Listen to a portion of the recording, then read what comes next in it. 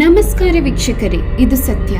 Pop Francis ಅವರು April 21, 2025 Easter ಸೋಮವಾರದಂದು 88ನೇ ವಯಸ್ಸಿನಲ್ಲಿ ವ್ಯಾಟಿಕನ್ನ ತಮ್ಮ ನಿವಾಸದಲ್ಲಿ ನಿಧನರಾದರು. ಅವರು ಬ್ಯೂನಸ್ ಏರೆಸ್ನಲ್ಲಿ ಜಾರ್ಜ್ ಮಾರಿಯೋ ಬರ್ಗೋಗ್ಲಿಯೋ ಎಂಬ ಹೆಸರಿನಲ್ಲಿ ಹುಟ್ಟಿ 2013ರಲ್ಲಿ ಚರ್ಚ್ನ ಮೊದಲ ಲ್ಯಾಟಿನ್ ಅಮೆರಿಕನ್ ಹಾಗೂ ಜೆಸುವಿಟ್ ಪೋಪ್ ಆಗಿ ಆಯ್ಕೆಯಾಗಿದ್ದರು.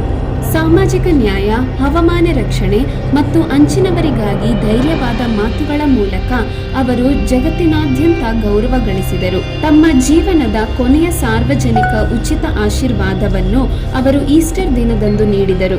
ವಿಶ್ವದ ನಾಯಕರಿಂದ ಅವರ ದಯೆಯು ಮತ್ತು ನೇತೃತ್ವವನ್ನು ಸ್ಮರಿಸಿ ಶೋಕ ಸಂದೇಶಗಳ ಪ್ರವಾಹ ಹರಿದು ಬಂದಿದೆ. ಇದೀಗ ವ್ಯಾಟಿಕನ್ ಹೊಸ ಪೋಪ್ ಆಯ್ಕೆ ಮಾಡಲು ಶತಮಾನಗಳ ಹಳೆಯ ವಿಧಾನವನ್ನು ಆರಂಭಿಸಿದೆ.